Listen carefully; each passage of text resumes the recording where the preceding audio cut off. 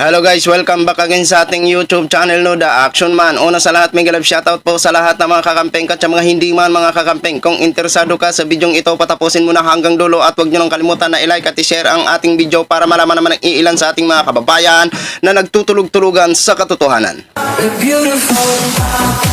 So muli naman nagbabalik ang nag-iisa nyong host na si The Action Man para magbigay ng komentaryo at reaction sa mga mainit ng issue ng bayan. So ito ho mga ka-action, mga kakamping, no, may gusto lang ho ako na i-share sa inyo ang naging pahayag ni Senate Robin Padilla at pahayag ni Senate Bato de la Rosa. Abay, parang tanggap na itong dalawa na ito, diba? Ito kasi si Senate Robin Padilla, mga ka-action, may pahayag po siya. Parang inamin niya na rin na pro ano din siya, diba? At parang wala na siyang silbi sa nasabing komite. Ang sabi ng ating mga nag-comment sa comment section ng ating mga kababayan, dapat mag-resign na lang daw si Robin Padilla sa nasabing komite. Ito ho mga ka-action, unahin mo muna natin si Senate Robin Padilla, ang kanyang pahayag ho mga ka-action. Ito po. Ayan po ang kanyang pahayag. So basahin na po natin. Pabor po yan para sa taong bayan. Una, mawala ang bias dahil batid ng lahat na ako ay pro-charter change. Pangalawa, walang redundancy hearing. Hindi sayang ang pondo ng bayan.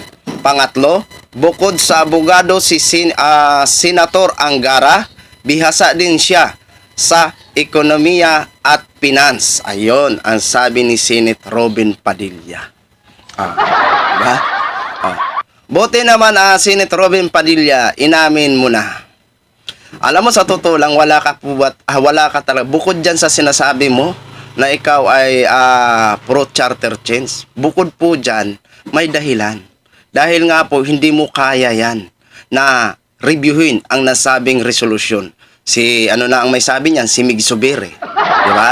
Kaya dapat lang daw, sabi ni Mig Zubiri, abogado ang mag-review, hindi katulad mo. Diba? Wag mo nang ialibay na ikaw ay pro-charter change. Diba? Kaya, aminin mo man o sa hindi mo talaga kaya. Wag mo nang sabihin para bias ka pa dyan. Hindi mo yan kaya. Kaya, sabi nga ng ating mga mga nag-comment, mag-resign ka na lang daw sa nasabing komite. Kasi nagmukha ka po parang walang silbi ba sa nasabing komite. Diba? Alam namin na nakakahiya po yan sa side mo. Ayaw mo lang aminin. Pero ang totoo, masakit po yan sa side mo kasi ikaw ang nasabing chairman ng komite, pero bakit hindi sa iyo pinagkatiwala ang nasabing pag-review sa nasabing resolution? Isa lang po dyan ang ibig sabihin, hindi mo daw kaya i-review yan. Kaya marapat lang na abogado ang humawak niyan, Mr. Senador Robin Padilla. O ano naman ang masasabi mo sa panawagan ng mga nag-comment na mag-resign ka na lang daw sa nasabing komite? Bilang chairman, kasi ikaw naman ang chairman sa nasabing komite, ano? Ayan, kaya wala ka pong magagawa kung ano man ang mga ibabato ng ating mga kababayan laban sa'yo. Ginusto mo po ang pwesto na yan. Kaya bilang isang public official ka, tanggapin mo ano man ang ibabato ng ating mga kababayan. I think siguro ang mga nagsasabi dyan, ang iba dyan, bumuto pa po sa'yo. Diba? So, ito po, dumapo po tayo dito kay Senate Bato de la Rosa, mga ka-action, mga kakamping. Ito naman kasing hirit ni Bato de la Rosa. Dapat daw pakantahin itong mga Pilipino daw ng bayang Magiliw. Itong sabi ni Senate Bato de la Rosa, siguro dapat ang mga Pilipino na ito, dapat ay pakantahin natin ng 1,000 times ng bayang Magiliw para matuto silang magmahal ng bansa. Pakantahin na daw itong mga Pilipino ng bayang Magiliw. Kasi daw hindi para matuto daw magmahal ng bansa. Tika, Senate de la Rosa. About naman sa sinasabi mo matuto magmahal ng bansa, sino ba? Sino ba ang may pasimuno o hindi marunong magmahal ng bansa? Tika lang, Senate Bato de la Rosa, ha? Sino ba ang kumakampi na alam naman natin na mali, di ba? At proven and tested po yan na sinabi mo sa social media sa isang interview na kung nasaan ang SMNI, nandun ka. Akala ko ba tagapagtanggol ka kasi ikaw ay isang mambabatas dyan sa Senado? dapat maging patas ka po at wala kang kikikilingan dahil ikaw po ay dineclare ng kumilik at dineclare at binuto ng taong bayan. Kung totoong taong bayan lahat ang bumuto sa'yo para manalo ka sa pagkasenador. Diba? Yan ang dapat mong isipin. Dapat ikaw ay bilang isang senador, bilang isang mambabatas, dapat maging pantay ka.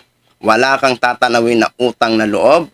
Dapat ang serbisyo mo ay para sa taong bayan. Walang kuro kumpare, walang kuro kamag-anak. Kapag magkamali ay dapat lang na imbestigahan. At kung mapatunayan, dapat din maparusahan. Yan dapat ang gusto naming marinig sa'yo, Mr. Senador Bato de la Rosa, no? Kasi nakakabahala po yan na alam naman natin na iniimbestigahan at nakitaan ng mga violation ang nasabing SMNI, pero ikaw tudo tanggol sa SMNI. Anong tawag dun? Diba? Saan ang serbisyo mo? Sa taong bayan ba? Sa bansa ba? O dyan sa SMNI? Yan lang po. Nagtatanong lang po kami, Mr. Senate Bato de la Rosa, ha? So, yun lang ho mga ka-action, mga kakamping knog. Share ko lang ho sa inyo. Maraming salamat po sa ating mga viewers, Luzon, Visayas at Mindanao all over the world. Ako po ang inyong lingkod, si The Action Man. Have a good day, everyone.